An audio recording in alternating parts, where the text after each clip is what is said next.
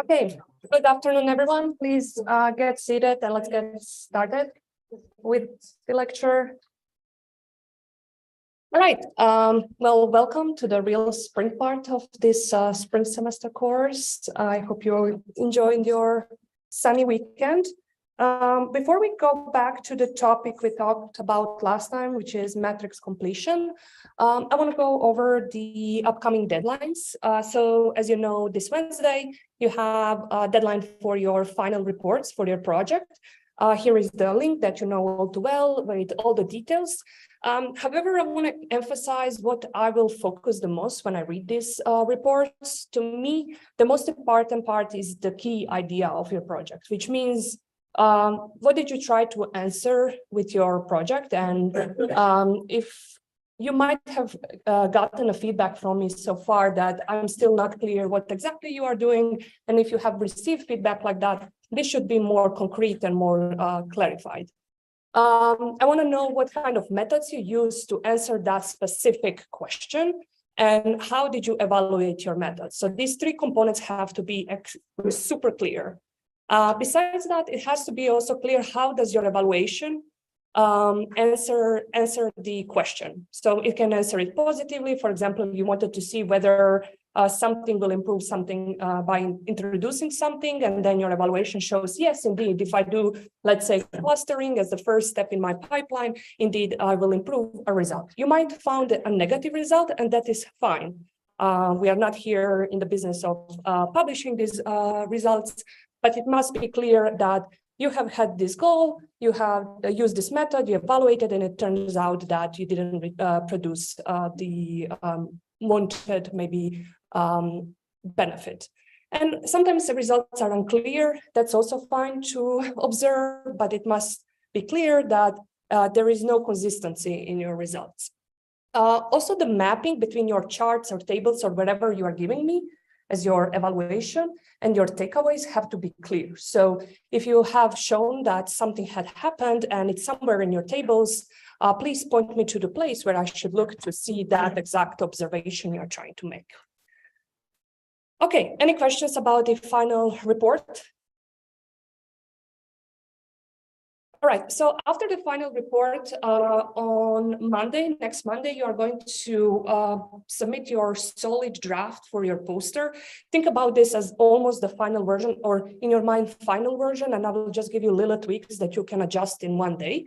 And then on Wednesday, next week's Wednesday, you are going to submit your final version in the morning, and then we'll batch print these posters. So here the timeline is super strict. We can't have any delays because we need to submit those PDFs to be printed. Use A0 format. I wanted to bring posters from last year, but I forgot them. So after the lecture, I'm going to grab them in my office and bring them to office hours. So if you want to kind of see again those posters that I brought you in the beginning of the course, you can kind of see how a poster should look like. Questions about posters? Yeah. A0. Yeah. Yeah, maybe I will make a note to, you can make this in any kind of tool you are using for producing your slides for presentations, and then you just need to adjust the format size. So maybe I can find it for, let's say, Keynote or something else and give you a pointer how to adjust that. And that's all you need to make. You are going to then export it to PDF and submit that PDF, but it's going to have that scale when once we print it, it won't have grainy output. It's going to look nice. Questions about posters and projects or anything else? Yeah. Is the final exam going to be during the class time? No, it's not going to be during the class time. So there is a specific date dedicated to the final project, which is basically, I think, the Friday after the final week of lectures. Let me just check the calendar to be sure I'm not saying anything incorrectly. Sorry. All right, so final exam is 3rd of May. And I'm not 100% sure which date that is. Let me just check. That's going to be Wednesday. I will double check what is the exact hour for the exam. I don't think it's our usual time. I know it's an afternoon time, but I think it's not exactly 3 p.m. So I will check all of this and let you know next time. Okay. All right, other questions?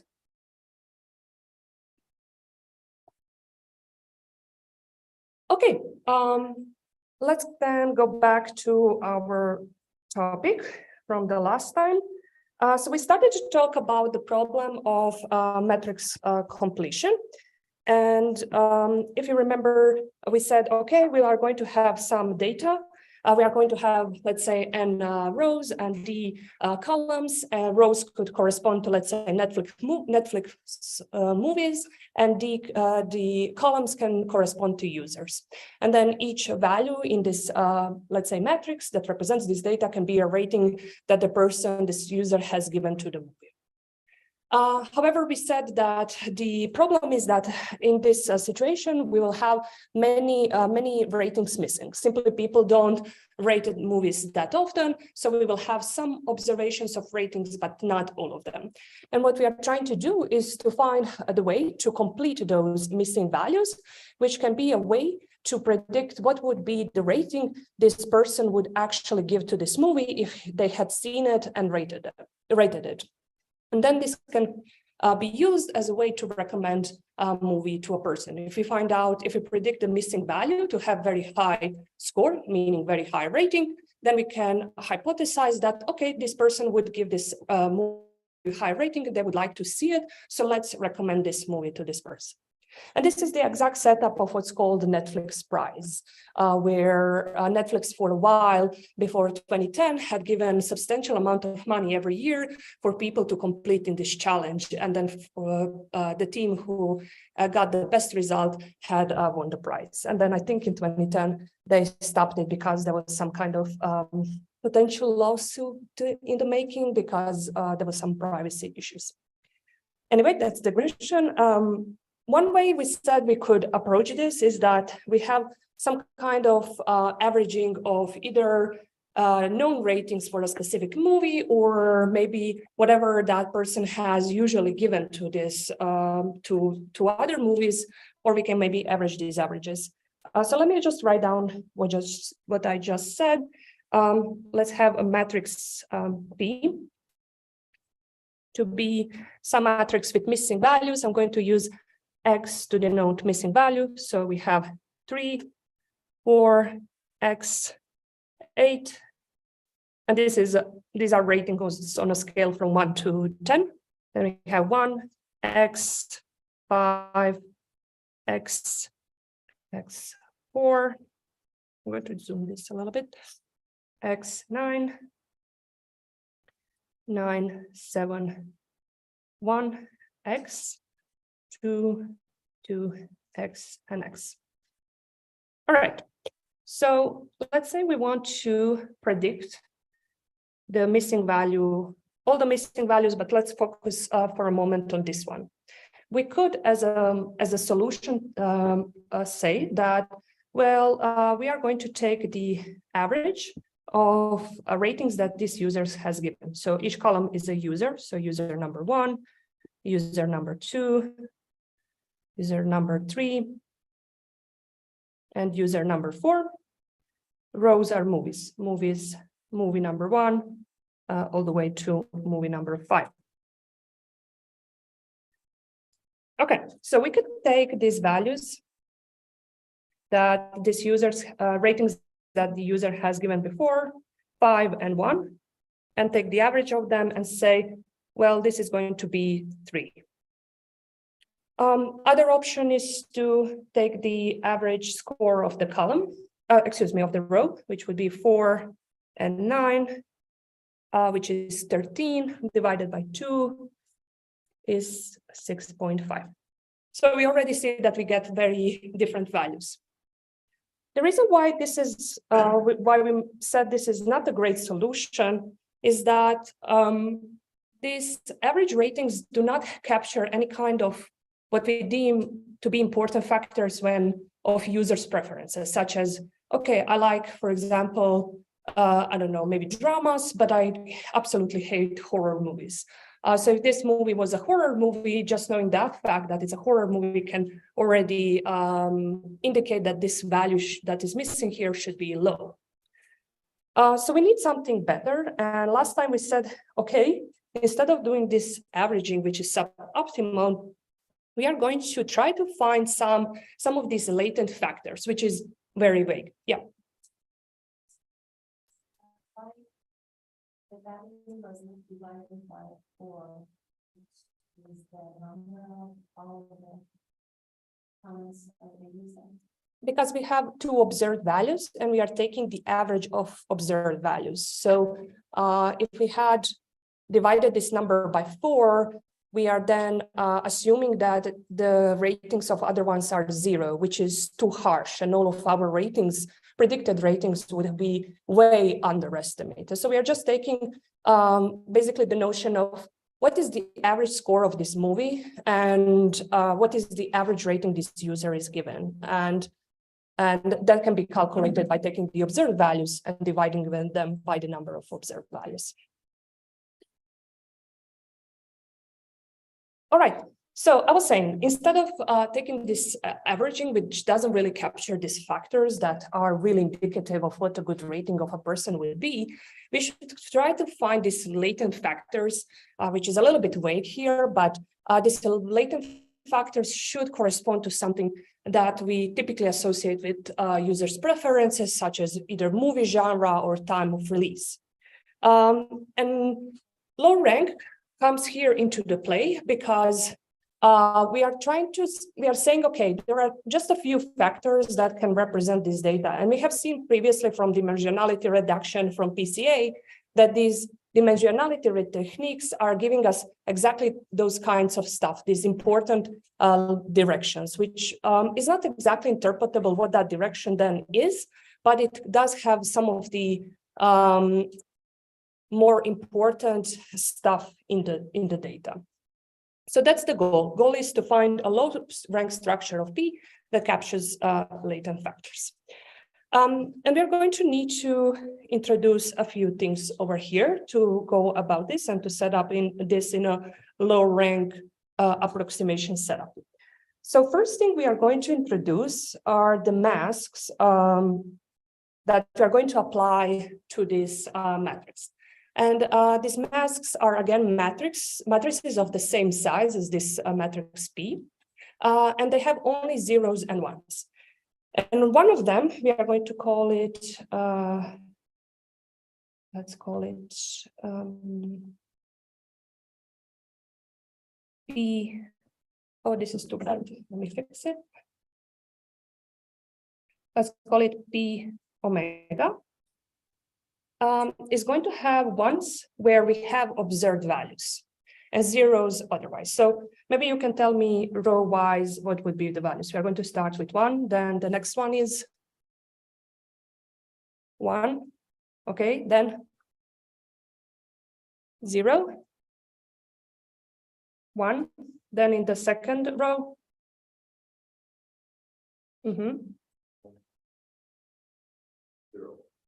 Okay. I want to hear more voices, not only one. All right. Yeah, thank you. All right. All right.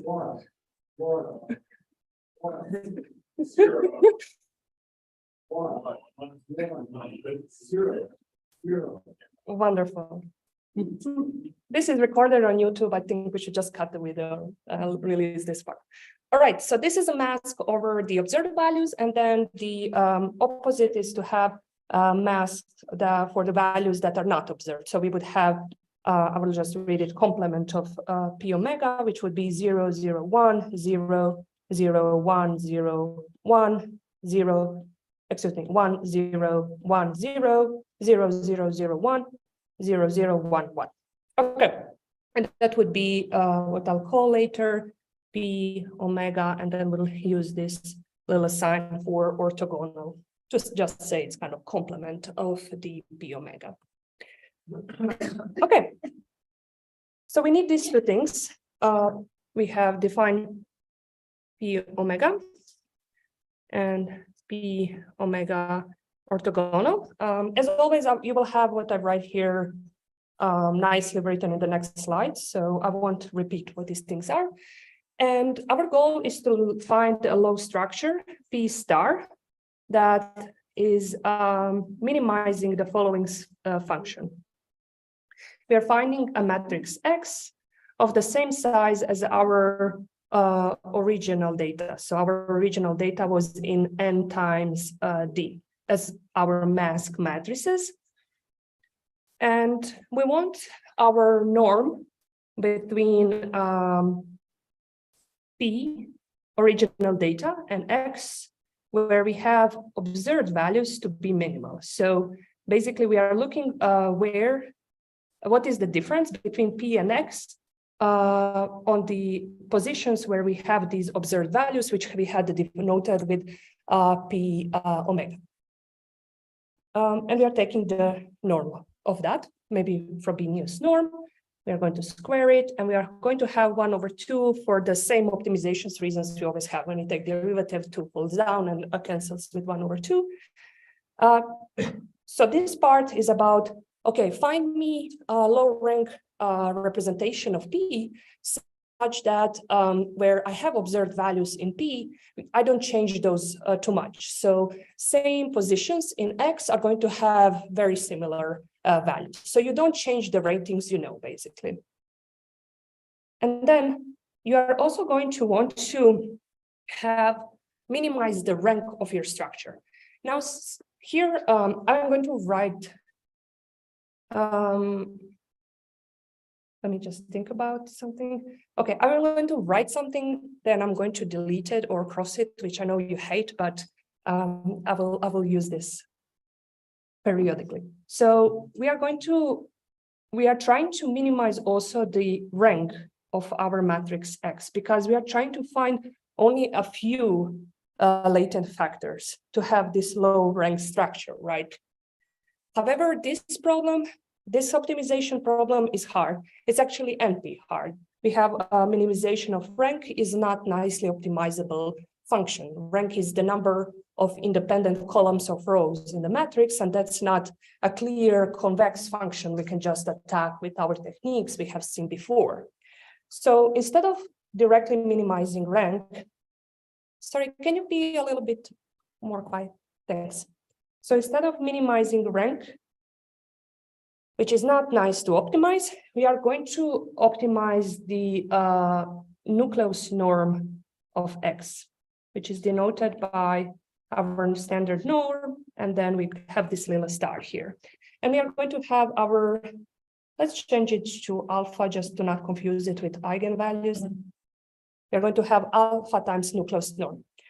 Nucleus norm you have actually seen many times, we just didn't give it a name. It is a trace of a matrix, not A. And do we remember what was the trace of the matrix in terms of the eigenvalues? Okay, you can say. Some of the eigenvalues, yeah.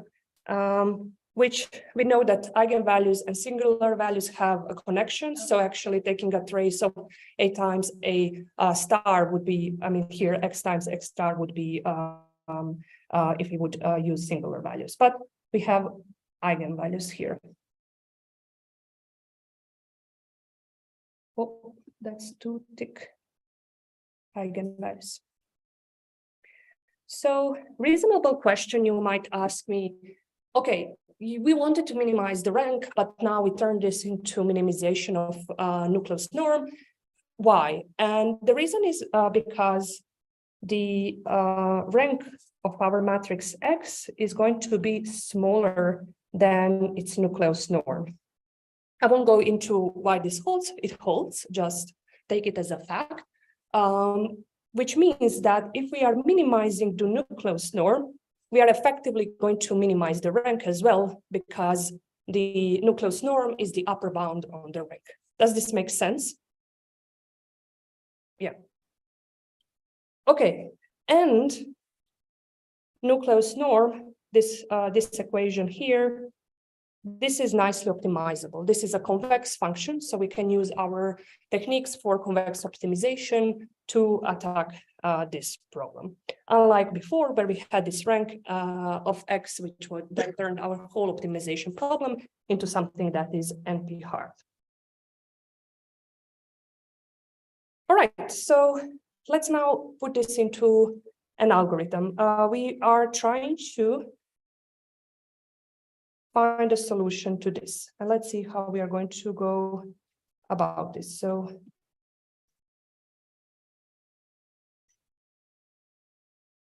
all right, we are going to first initialize our matrix X, and then we are going to do an iterative approach. We are going to do something with X, and then after we have converged, we are going to return the last matrix we have computed, and that's going to be the one which is the complete version of our initial matrix. So we are going to have, excuse me, our data.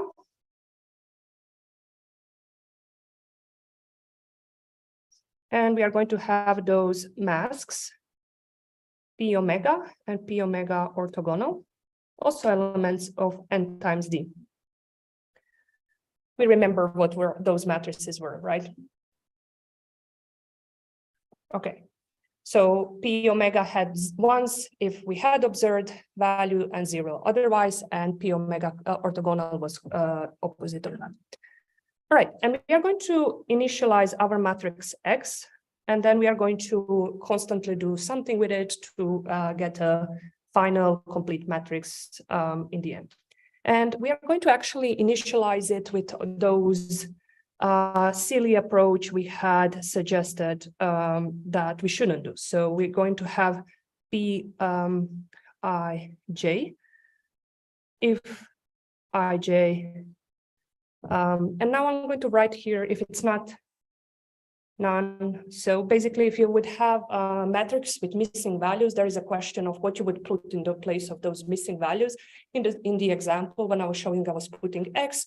When you actually implement that, you wouldn't put X because that's going to make your computation later on a little bit complicated.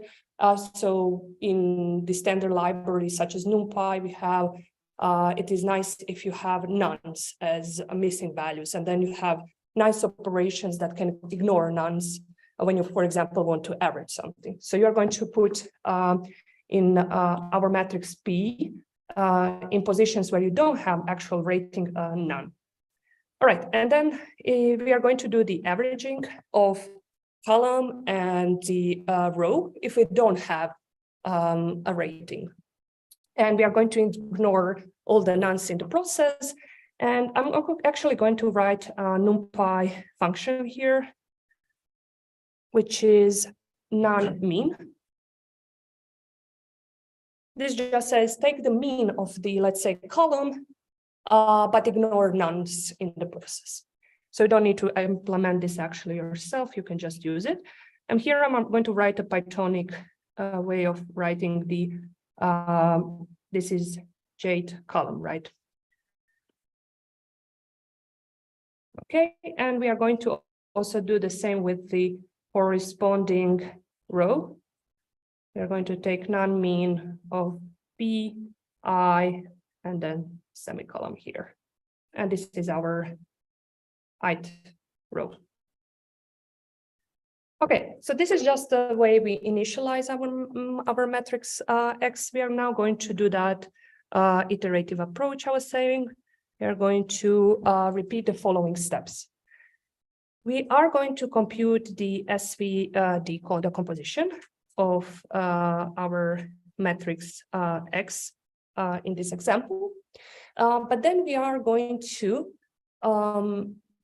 try to enforce that some of these singular values are 0. And before we had just taken the first k rows, k columns of matrix U, then multiplied with k by k matrix submatrix in matrix S, and multiplied with first k rows in V transpose to get the PageRank approximation. Here we are going to do something slightly different. So we are going to define a matrix phi of S. No, excuse me, this was a mistake here. It's going to be phi of lambda because we are going to have a parameter lambda and we need to give a lambda. So this is a hyperparameter we choose. And it's going to be a diagonal matrix composed by taking elements of our matrix S, so our singular values, right? And we are going to subtract lambda, our hyperparameter, from it. And we are going to then take, if we had produced a negative number from this, we are going to cap it to actually 0. So, but if the difference between these two numbers were positive, we would take whatever is this, the outcome of this operation. And this is denoted by having this plus in the subscript. So this is a function. I will call it x minus lambda with plus in subscript is a max between 0 and x minus lambda. So if you had produced negative number, you will instead use 0. All right, and we are going to do that for all the singular values we have in our diagonal in the matrix S. Okay, so what this is doing is basically is setting some of these values to 0. And we know that singular values come in a decreasing order in our matrix of singular values. So this sequence of numbers we had produced is also going to come in a decreasing order because we are subtracting the exact same lambda from each one of these values. So we are not disturbing the order of our singular values. But we have then turned some of them to 0. So try to imagine our matrix of singular values. S, we have S11 to SDD. And then we have zeros. Now, if we have, let's say we had only turned the last one into a 0, now we have basically 0 row here, right?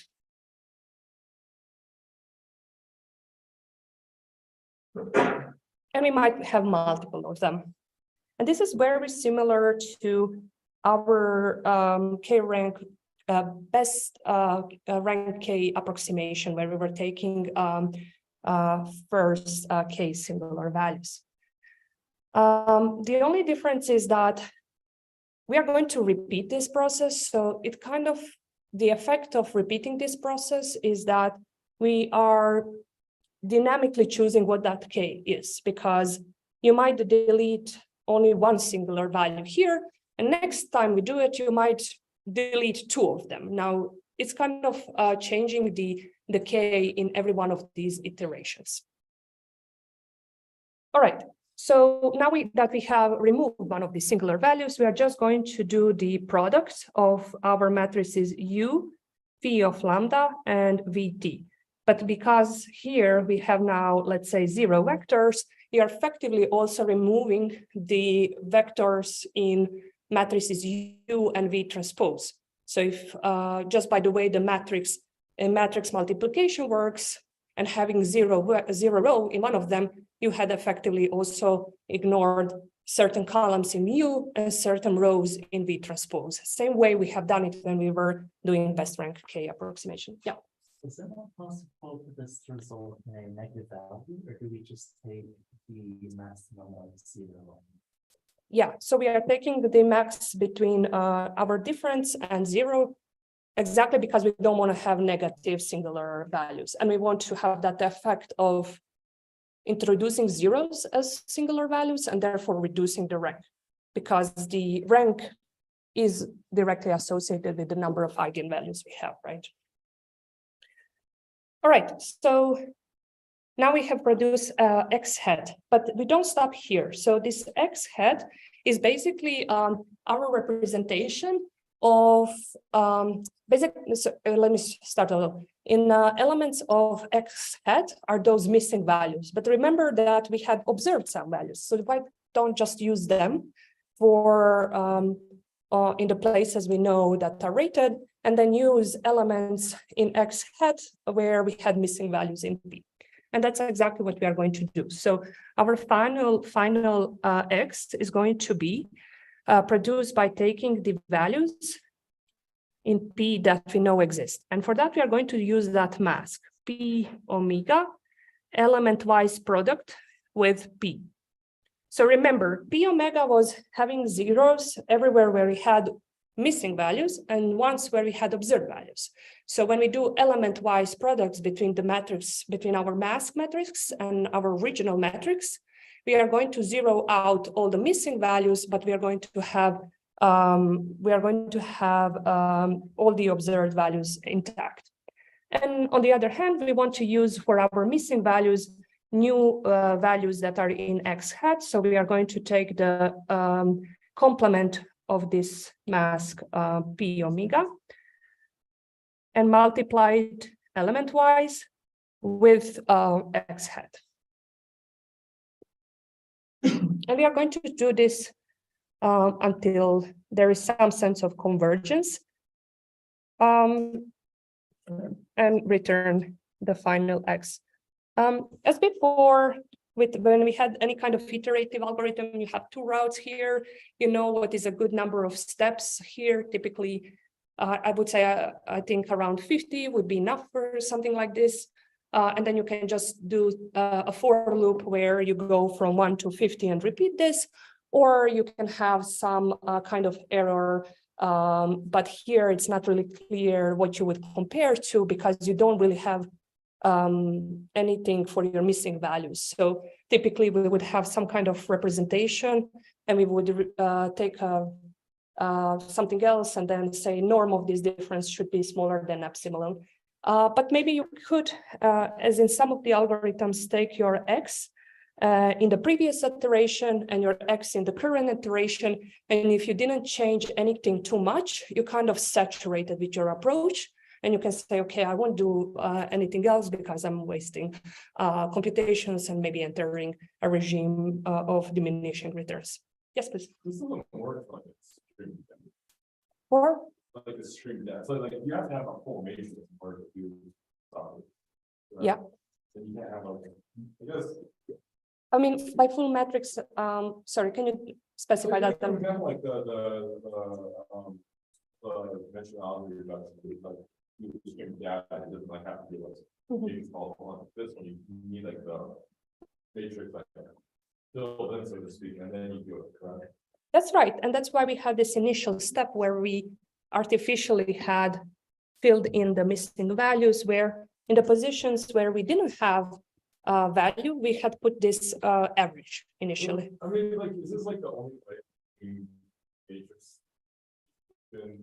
No, like we never had a situation where we said this is the only way of doing things. There are multiple. Like, so, like, doing like stream data rather than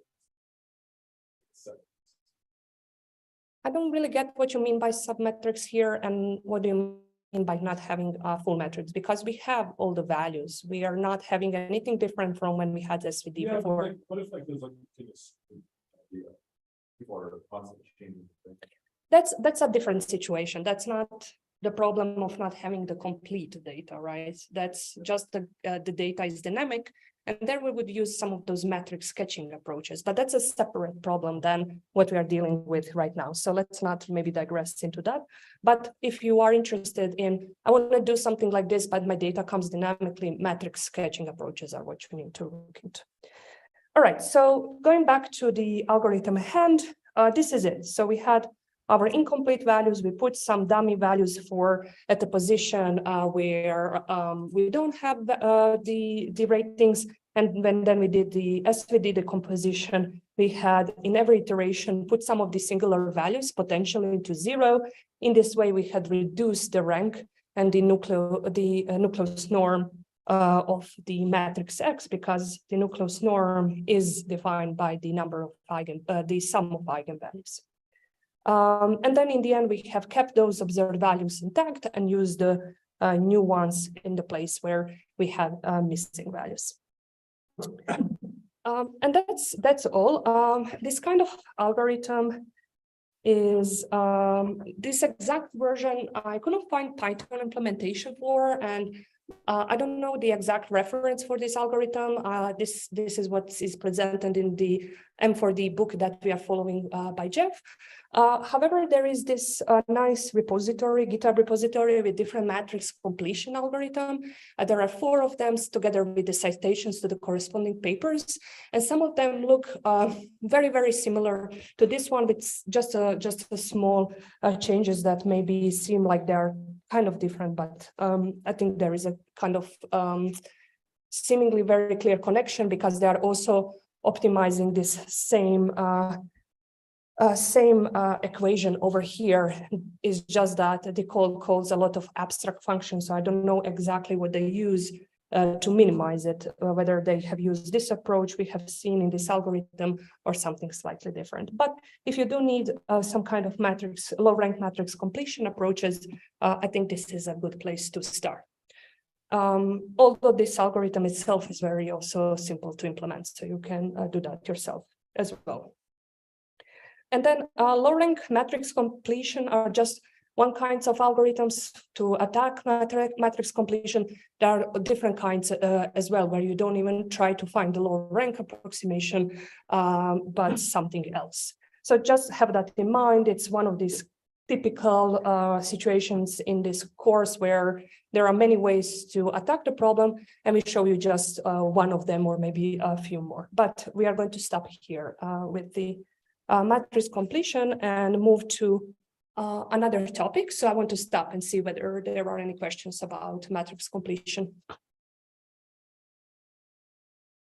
I'm just confused why it works to have it iteratively like update the X.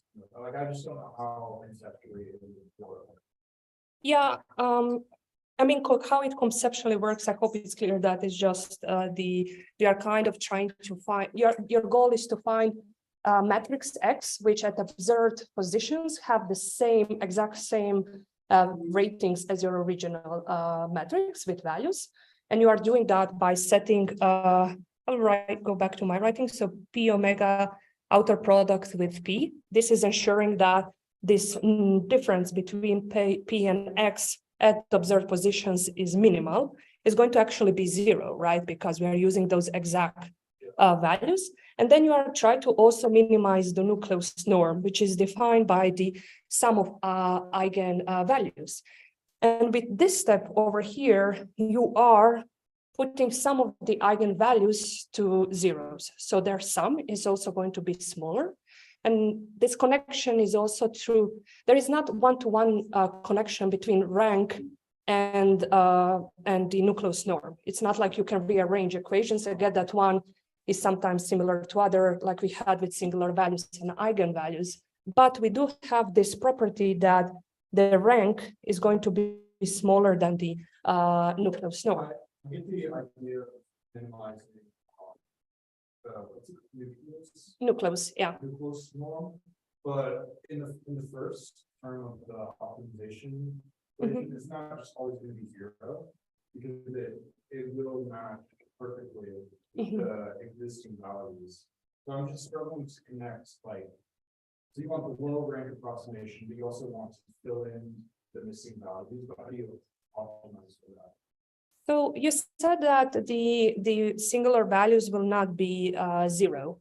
And I think you might be misunderstanding that part, because here we are setting some of them to 0. Yeah. And you might choose lambda that's way too small and you didn't set any to 0, but then you would see that you didn't produce a good result. And for you, that would be to hint to, let me try another lambda, a larger one. You would actually, because it's a hyperparameter, try multiple of them and see which one works the best for you, like we did with other kinds of algorithms. But as soon as you have, if you had lambda where that's larger than the first singular value, you would get the 0 vector here, right? So you are never getting the same here, x hat doesn't need to be the same as your original values that you have through this initialization. My confusion is that in the optimization equation, you want the masked P to be close to the X that you get. But the masked P is always going to be the same as X, because you're basically just setting X to be the values of P where it exists. So why is that in the optimization problem? So the optimization problem is kind of, you think about it as a separate thing from the exact algorithm. So this is our problem. And the algorithm I'm showing you is one way to approach this whole minimization procedure. And then you say in this algorithm, people who had proposed it, they say, well, I'm going to choose the exact same observed values, and that's going to 100% minimize this part here, right? Because it's going to be the same, you're right, it's always going to be 0, but 0 is exactly the minimizer of this norm. So that's great. Why would you suffer if you don't need to? And then the problem is about minimizing the rank. And that's what everything else is about. So you could just solve that problem of, actually, So maybe your question is like, why don't we look then in stuff like, why don't we ignore P maybe and just look at the norm of X? But then that would discard what we know about P, right? And through the equation, how it's set up and knowing that this is 0, I can see how you could think that we are ignoring P, but we are not, because the initial values of X consume P. And we have initially used SVD. So through this first SVD, we had already captured some of the directions in our from our data.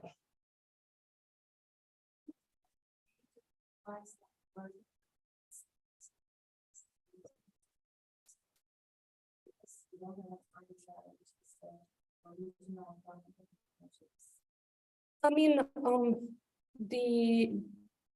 the algorithm had emerged from that goal to have the best estimates of the missing values, right? But then in the end, you would use some other approaches to see whether you had actually succeeded in that. So for example, maybe you can have, as with any kind of other stuff, some kind of held out test where you actually know what are the ratings of the some of the ratings, and you had put them to be missing, a few of them, but you actually know what they are. And then you do this algorithm, and then you can compare what you had discovered to be potential ratings and what the ratings are actually, and do some kind of accuracy between them. Yeah, but as always, the exact thing we want to optimize for, optimizing directly is very hard. That's why the field of reinforcement learning or online learning had emerged. So we always find these objectives that kind of go at a similar thing, but in a way that we can actually optimize. All right, so let's move on now. I think more or less everything that there is to be said about this algorithm has been said. And we are going to start a new topic, which is all around graphs. And this is going to be our topic for the, basically for the rest of this class. So we are going to work with graph data, and there, as you know, there are many kinds of graphs. They're typically different than graphs you have seen in the first maybe algorithms course, where you had problems dating from 17th century, and you work with how you can come from one city to another and those kinds of stuff that were more relevant at that time. Now with newer age, we have different kinds of graphs, and they have different properties than graphs we have seen in the first algorithms course we have ever taken. So these graphs all too well, such as social networks, where we have networks of people. So our nodes are people, and let's say if they are following, if one person is following other on some social media, then you would have an edge in this graph. Then we have some kind of information networks where you can have, for example, journals, and if one journal is citing the other, one publication in one journal is citing the other, we would also have an edge. We could have the network of political blogs, sometimes called blogosphere, where you would have political blogs, and if one is referencing the other, you can put a link between them in this graph, and then you can study whether there are some kind of clusters in those political blogs, and people have done that, and then they discovered, okay, there are clusters of blogs that are affiliated with certain political directions, which is not too surprising, right? Especially when things are getting more and more polarized. I'm saying that wrong. I won't try it again. And then in cases of, internet, where you have computers or routers. And what we are going to focus on today are going to be a graph of web. So we are going to have as our nodes web pages, and edges are going to exist between two web pages if they are if one is referencing the other. And the topics we are going to talk about in the rest of the class are, we are going to start with today. We are going to look at link analysis. We are going to try to evaluate web pages' importance in a way that is not easy to fool. And this should kind of suggest you of that we are going to talk about web search, where you want to have a query and you want to get the trustworthy relevant page for your query. Then next time we are going to talk about situation where we have enormous data, but it's static, it doesn't change a lot, and but it's enormous, so the computation takes a lot of time. So we'll see how we can calculate it efficiently, and also consider that there might be some potential hardware failures. And if there is a failure, of course, we don't want that huge computation to be completely useless. Then we want to preserve some of the computation we have done. And then finally, we are going to talk about finding communities in a social network. So finding clusters of, let's say, people, which should be a topic for next Monday. And then our last lecture is going to be on just wrapping up what we have learned in the second part of the course. Okay, so today we are all going to talk about web search. Just like a high-level idea of web search, if you're someone who wants to develop a search engine, you would first scroll the web and list all the terms found on each page, and you would find an inverted index for each term, which means that if I give you a term, you can quickly tell me which are the pages where that reference that term. And that's exactly what we are doing with what we are doing in when we search for information. Our queries are also a list of terms, just words, phrases. And then we would retrieve the pages with those terms, and given those pages, we are going to rank them. And the question is, of course, how to rank this in a way that you don't end up with spam as a high rank. This thing I just said, we don't want to end up with spam, as our highly important web pages is what I mean by this statement here, who to trust. So there are these two prototypical situations which happen with search engines. One is that we have term spam, where someone who really wants their page to appear very high for a given query can put that word multiple times in their web page, and maybe put it in the color of the background, so you don't actually ever see it in the web page, but it is actually there when you crawl it. And it doesn't even need to be relevant to the query. So you might be looking for restaurants in Select City, and this page has mentioned, I don't know, whatever could be selling there, pizza, let's say, and now you get as the most relevant page some kind of thing for pizza. Another problem is link spam, where a large number of low quality web pages or links to a website. So this appeared after the first approaches produced by Google in this space, where people who really want, again, their web pages to be rated very highly can then just make a bunch of other web pages that doesn't have any content and reference their own web page. So if we were looking at, okay, the importance of a page is determined by how many other pages are pointing to that page, you would get a high score for the spam page. So we are all going to talk about all of this in terms of the concept of page being more important if it has more incoming links, which is of course then not tackling this other link spam situation well. It is a way to avoid more of these term spams. And links from important pages are going to count more. So in a way that avoids this link spam, because if you have a very low quality web page, most likely it won't be important. You would need to then produce more web pages that point to those pages, and then more and more and more to make them important, which is obviously hard. And yeah, there is a recursive definition in this, of course. Okay, and the first algorithm we are going to talk about is something that some of you might have heard. It's PageRank. It is one of these algorithms that has been produced by Google. It's kind of neat. It was introduced by Larry Page and his collaborator, who then co-founded Google. And it's kind of nice because you're ranking pages, but also his last name is Page. And I'm kind of envious because I'll never be able to do that with my last name unless I change it. So it's kind of, yeah, hurts me.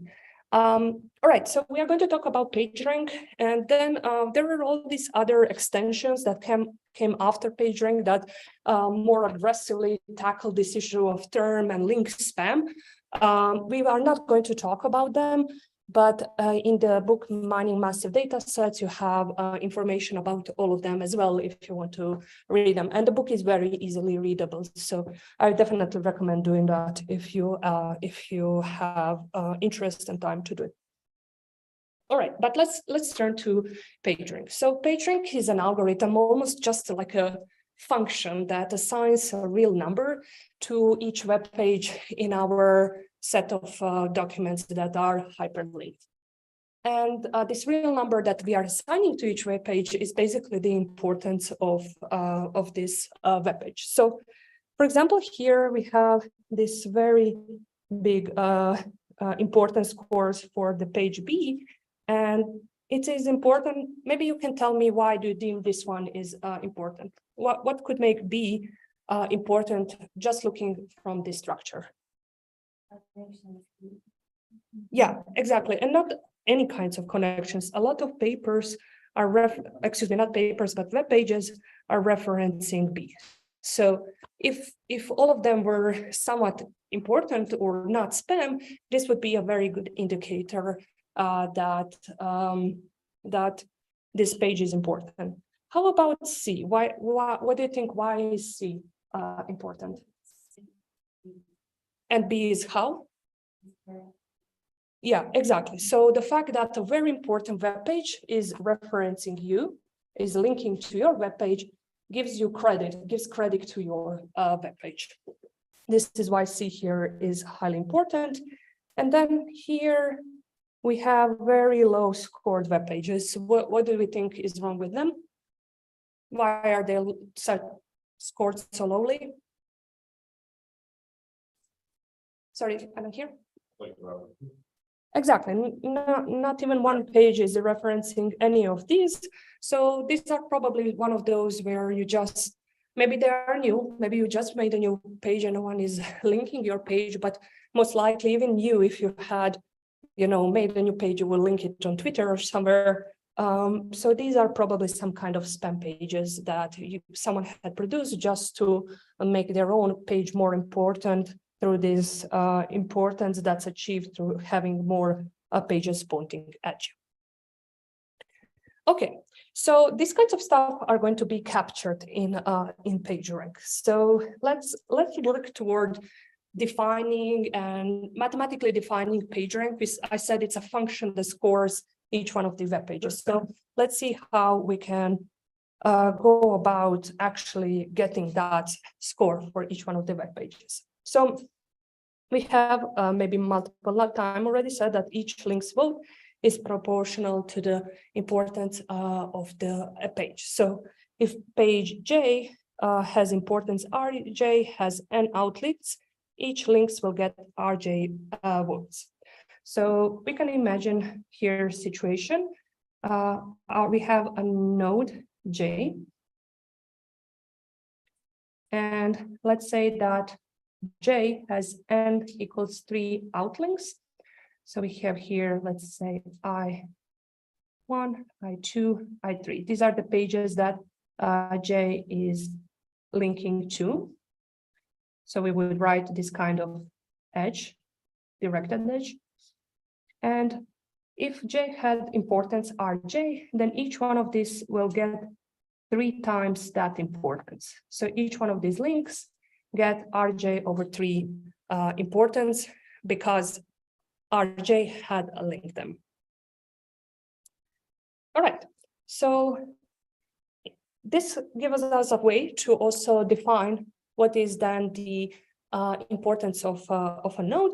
We can define it as the sum of the voids of its in links. So let's say here maybe, or if I1 had 2 pages pointing at it, J and K, then we know that the importance it would get from K is RK over whatever is the degree of K. Then the importance of I1 will be Rj over 3, which is degree of J, plus Rk over degree of K. And these are the only 2 pages that link to I1. And that's exactly what this formula is saying. This is a way to write that I points links to J, and we are summing all of importances of the pages that link to Rj over their degree. Okay, so this is nice. And if we had, imagine this was our web page, our entirety of the web. Imagine like the initial web that ever existed with only 4 web pages with this kind of links between each other. Then if we have these equations, what we could do is for each one of these nodes are J, K, I1, I2, and I3, write this equation. That will be then equation that's dependent on importances of other nodes. And we would have a set of equations, and maybe we would use Gaussian eliminations to solve it, to find importance of each web page. But we know that this is not the situation anymore, right? We have billions of web pages. So instead, we are going to use a matrix formulation for writing down these equations. Okay. To do that, we are going to introduce matrix M, which will have value 1 over the degree of I if I points to J. So notice here, J comes before I. So J, I is going to be 1 over di if I points to J and 0 otherwise. So let's maybe try to write this matrix M for this example that we have over here. So we'll have A, B, C, D, just D. Okay, and we have A, B, C, D. Okay, first thing, I actually want you to tell me. Let's start with, let's go row-wise. You tell me what the values are. So what is going to be value here in this first step here, where we have M of AA? 0, that's correct. All right, so then we have M AB. So we are looking at everything that points to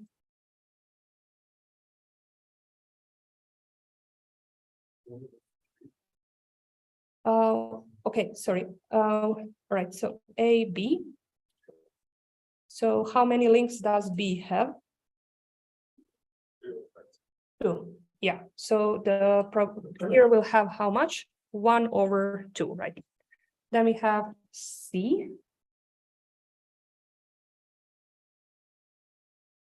How many links, outlinks it has? 1. So we are going to have 1 here. And then we have D. 0. All right.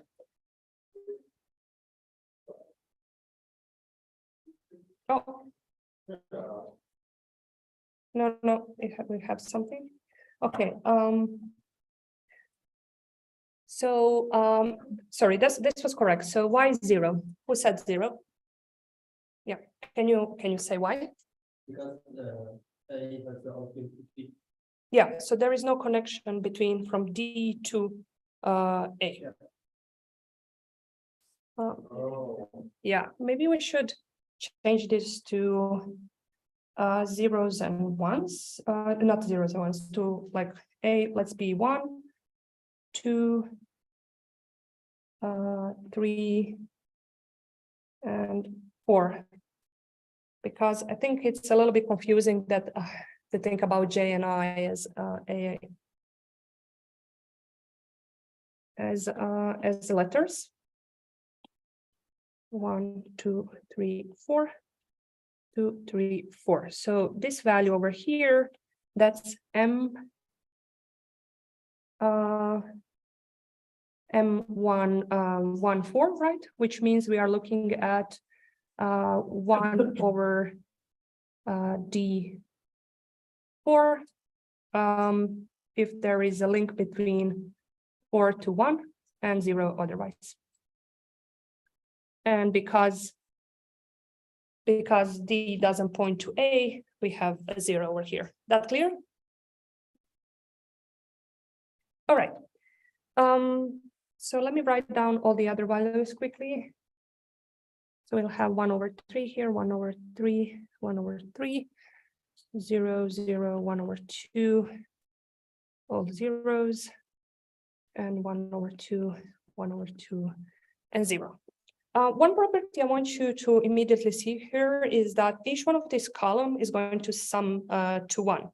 So this is going to be called a column stochastic matrix, because all columns are summing to 1, and this property is going to become important later, because we are going to propose an algorithm for finding these important scores, and then we are going to wonder how well does this algorithm work, and for this algorithm to work, our matrix M here will need to have certain properties, including that it's column stochastic matrix. So that's a nice property that we already have. All right, so our goal is to find important scores for each one of these nodes.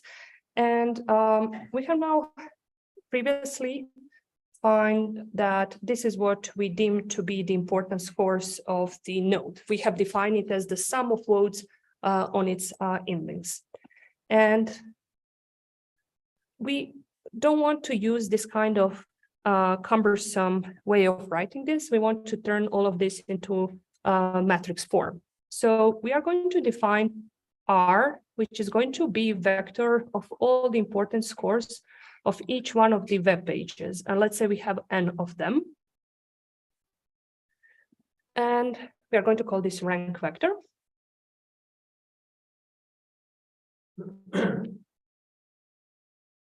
Then if we have such vector, this equation called R equals to M times R. And it might not be super obvious how this is true. So maybe let's look at here the first row, and we will see that it holds for first row, and you can do it for the rest as well if you like. So if we multiply this one with R1, R2, R3, R4, what we are going to get? We are going to get 0 times R1 plus 1 over 2 R2 plus 1 times R3 plus 0 times R4. And you can then write this. You can notice that for the first node, which is A, which nodes point to A? B and C, which are our 2 and 3, right? And these are exactly the ones where we have non-zero elements before. So this is the exact same way, it's exactly the same as the sum of all nodes K that point to 1. And we take their relevance over their degree. Is it clear how we got from here to here? Can I get yes, no? Yes. Not really. Yeah. Okay, let me maybe repeat what I said. So here I took the first row and multiplied by this vector here, and I'm calculating what is going to be the first element in the resulting vector, and I'm claiming that's going to be exactly R1. All right. So we just do row vector column multiplication. So we have 0 times R1, 1 over 2 times R2, 1 over R times R3, 0 times R4. And our first node is A. We look at all the nodes that actually point to A or 1. These are C or 3 or B or 2. So only those 2 nodes are actually pointing to the first node. And when we go back to this equation, we see, oh, those are the only ones where we have non-positive coefficients. So the other ones have zeros over here. So if we want to rewrite this in a more compact way, we can say, let's sum RK over DK for all Ks that point to 1. And this thing is the exact definition we have introduced for the relevance of the page. So this is R1.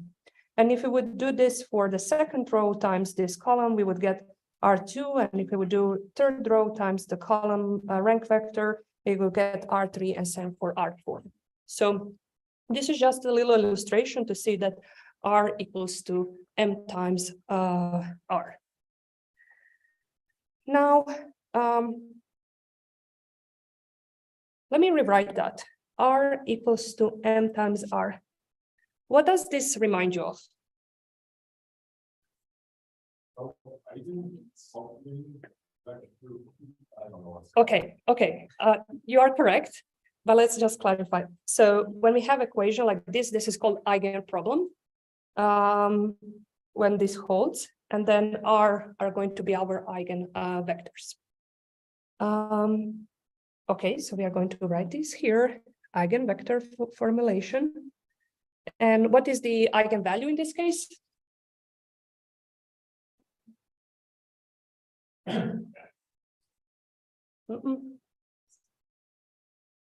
It's not 0, it's not M. R, it's not R. 1, who said 1? You can't agree. Both of you, that's good as well. All right, so remember when we were writing the eigenproblems, we said it's those are vectors that solve eigenvectors are vectors that solve this equation. Let's call it. I will use another matrix just to make it completely different. And here we are missing lambda, right? So lambda times R equals M times R. So it means that lambda is 1, right? It's the same way of writing 1 times R equals M times R is the same as R equals M times R. So our eigen value is 1, and this is, we know that R is one of the eigen vectors.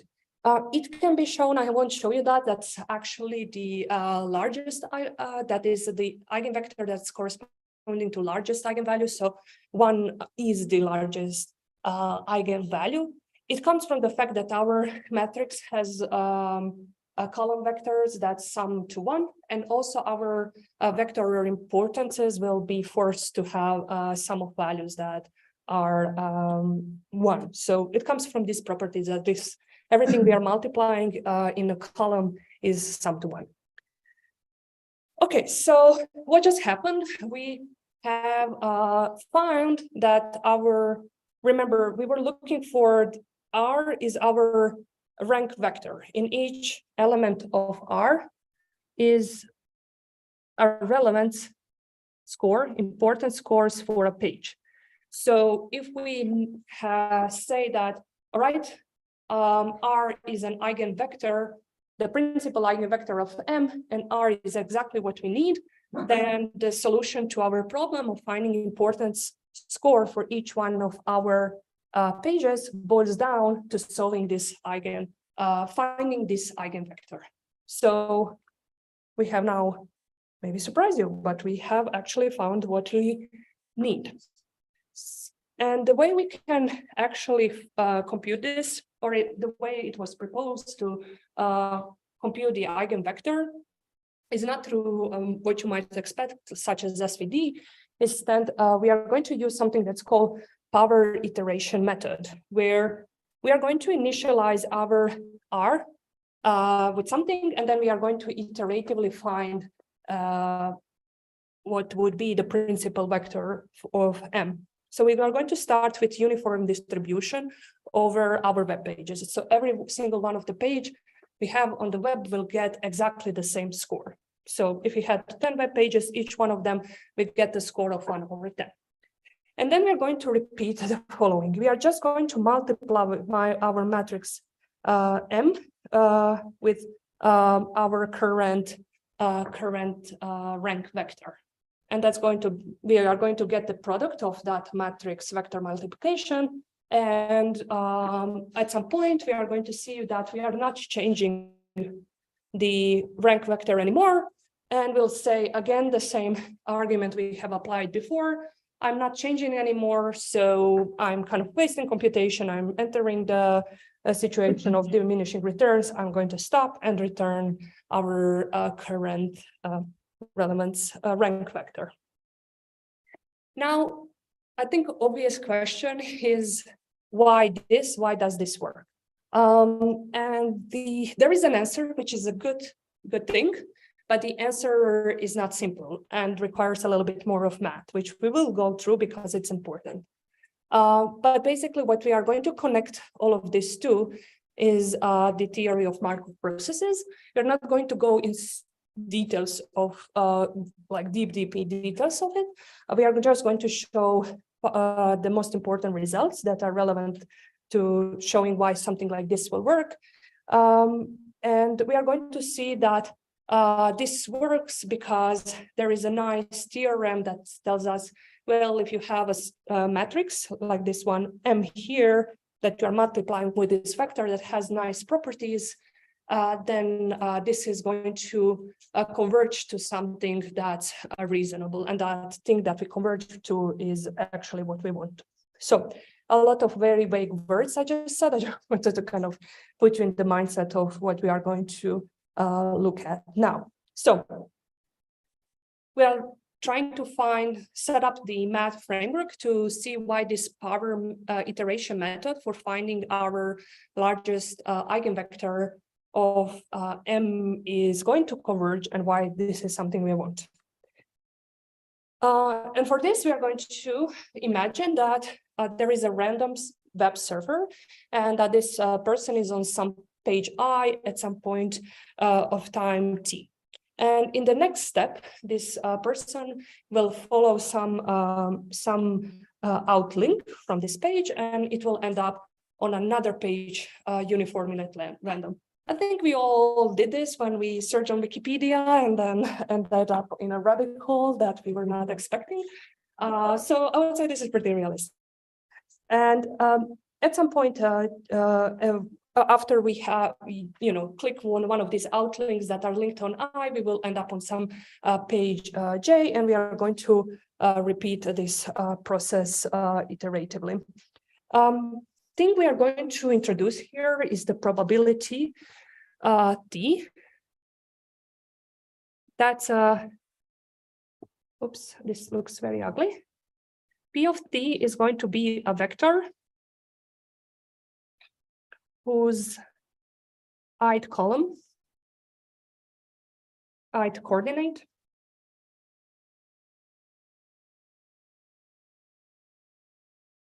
is going to be the probability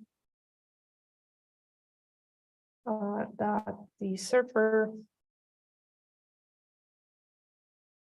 is at page I at time t. Or another way of saying this is that this is a probability distribution over pages. And the question we are going to then ask ourselves is, where is the surfer at time t+1? And the answer is here it's given by this equation.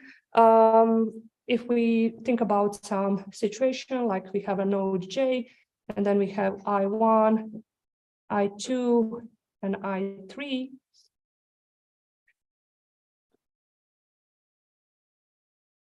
Then we get the probabilities, the transition probabilities between I1, I2, I3, that all in M.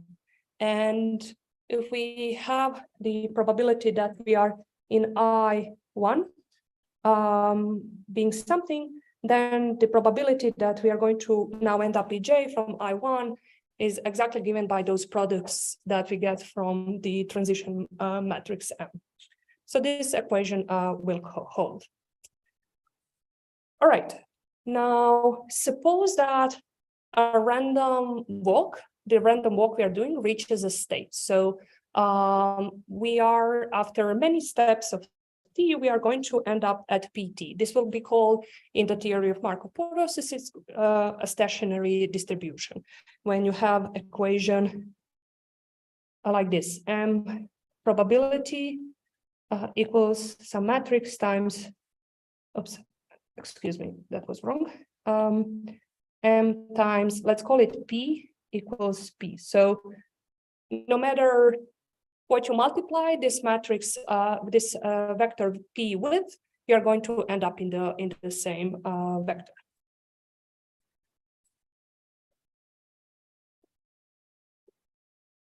All right, and if you look at this over here, do you feel like we have seen this before?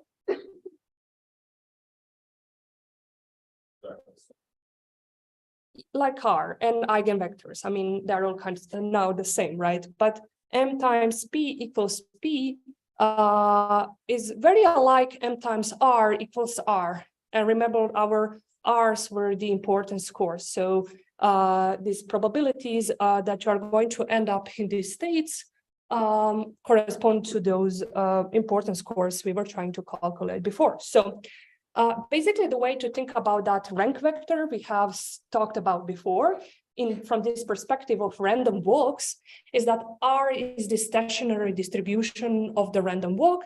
That is, R are probabilities that after an infinitely long walk, a surfer will at some point reside at some node. And now the question is, why do we care about this connection between this random walk and the rank vectors that we have calculated before?